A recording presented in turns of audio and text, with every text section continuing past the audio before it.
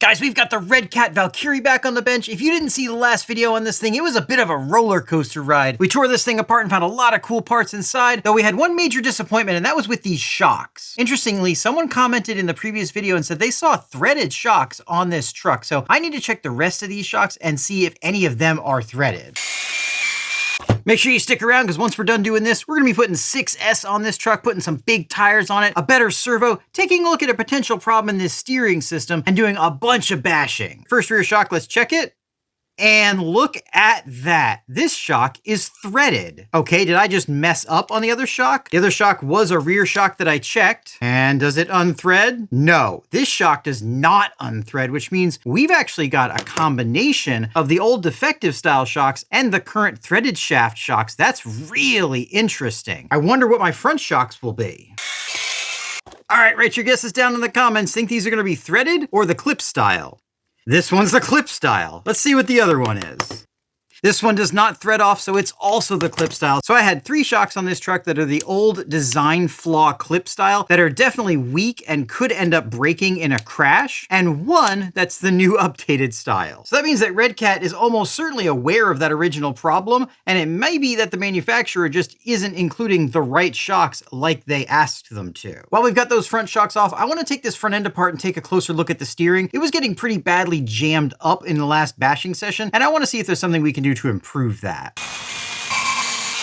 Now that I've seen that some of the shocks are updated and some of them aren't, I'm really hoping Redcat responds to my previous video. I'd really like to see what they have to say. Now make sure you stay tuned, because if this thing survives regular 6S bashing with these tires on it, we're gonna be putting the big, huge, negative offset tires from the WAV Racing Monster truck on here to see what this thing can really handle. I had a few people mention about how hard this thing is to work on, and to be honest with you, as long as you're using power tools, it's really not that bad. It's not a terribly complicated car, it just has a lot of screws.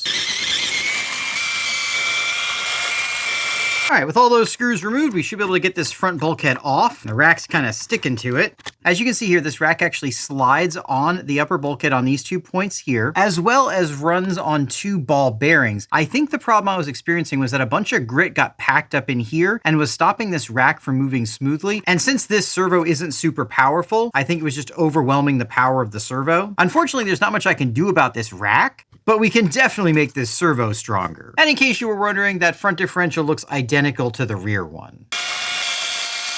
Because of the way that this mount is designed, not every servo is going to fit in here. For instance, I'd like to use this EcoPower servo, but the servo leads come out a little bit higher than normal, and I'm not sure it's gonna work in here. Let's find out. Okay, it's a little bit of a tight squeeze for the leads, but it looks like there is going to be enough room for them, so let's go ahead and use this. You'll definitely want to be careful if you're using a servo that has leads that come out the side above where they normally would. This one looks like it's going to be okay, but if they stuck out too far, they could end up getting jammed and breaking. Like I mentioned in the previous video, this receiver box is in no way waterproof. You can see both dirt and water in there. This receiver is waterproof, so I'm not worried about it, but if you're going to be running in water, make sure you waterproof your receiver.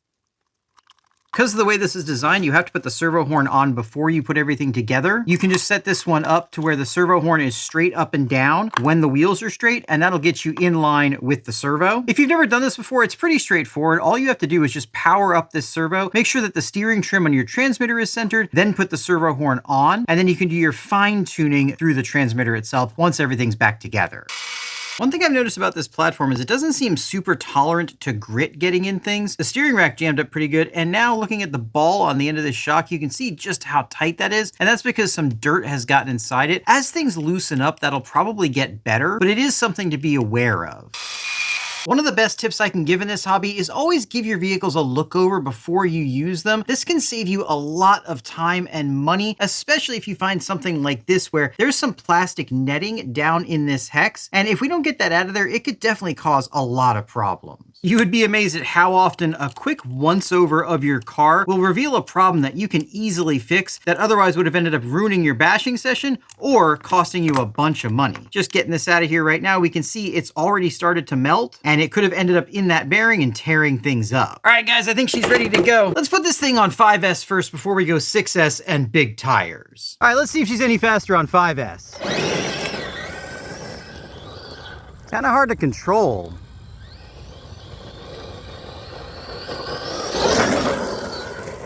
It's pretty quick.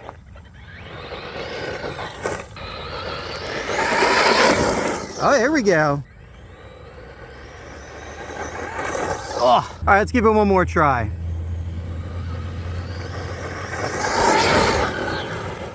I guess about as fast as we're gonna go. Let's see how fast that was.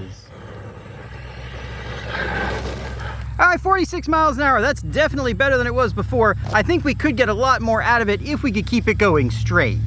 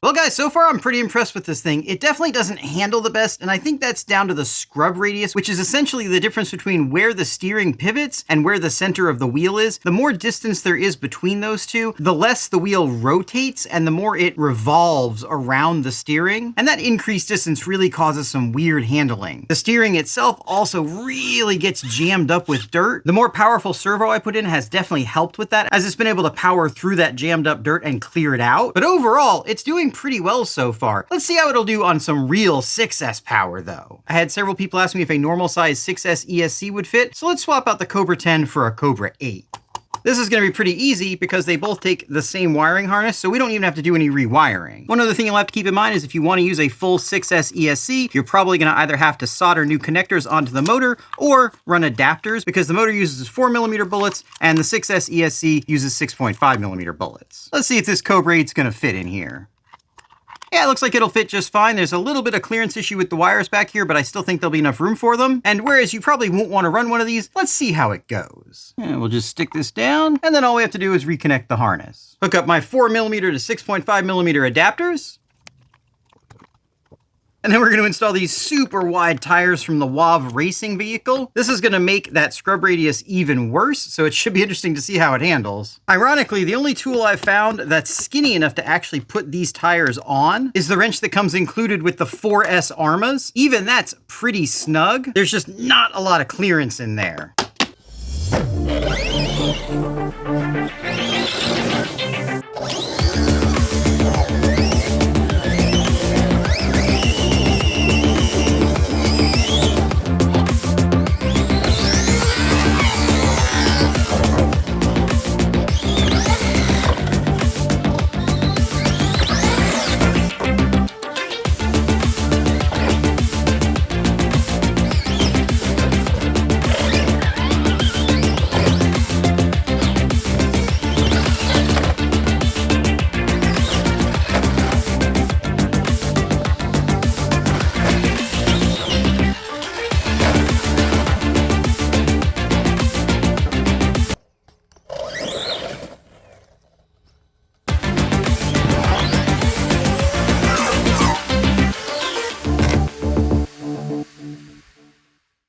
go, guys. We've had a failure. Now, before we talk about that, let's talk about my experience with Redcat customer support. I jumped on their website, filled out a form, got on their chat, and within about 5 minutes, they had a new ESC headed my way. It's already been shipped, and I expect it in a couple of days. That's about as good a support as you can hope for, and I'm very pleased with that. Now, onto the car. As you can see, just about everything's intact. This thing has held up amazingly well for the most part. However, we did expect the shock failure I was expecting. As you can see, this front shock pulled out and then actually snapped where the groove is for the clip in. Looking at that up close, you can see just how reduced the size of the shock shaft is where that clips in. And whereas with the other shocks, they just pulled all the way out, it looks like this one came halfway out and then broke off where that weak point was. Obviously, I was running this thing with bigger tires than stock and running it on 6S. However, I've run the equivalent WAV racing truck with those tires on 6S quite a few times, and since I updated the shocks, I haven't broken them. So I do still think this is a significant weak point, and obviously Redcat thinks so too, because one of my shocks is the updated version. I'm really hoping Redcat comes out with some sort of statement letting people know that they will replace the clip-in style shocks with the newer threaded shocks or something like that. We'll just have to see what they say though. So what do I think about this truck overall? I'm pretty happy with it. It feels very similar to the WAV racing truck, which isn't a surprise. And basically that means it kind of feels like a bashing sledgehammer. And I don't mean the M2C extended sledge. What I mean is that it's not very precise. Things kind of get bound up with dirt. The steering gets really stiff when it gets bound up. A good strong servo definitely helps with that. But overall, other than that shock problem, it is a good strong truck. And you have to remember, this thing's only $300. I'd say for 300 bucks, even the shock problem is something you can deal with. If you're just doing standard medium bashing with the stock tires on stock power, you might never even have a problem with them. Overall, I'm as happy with this as I have been with the WAV racing trucks, which is to say pretty darn happy. And I think, again, for the price, you get a lot of truck here. And I think it's worth picking one of these up and trying it out for yourself. I also think it's worth checking out, subscribing to this channel, and then checking out one of these videos.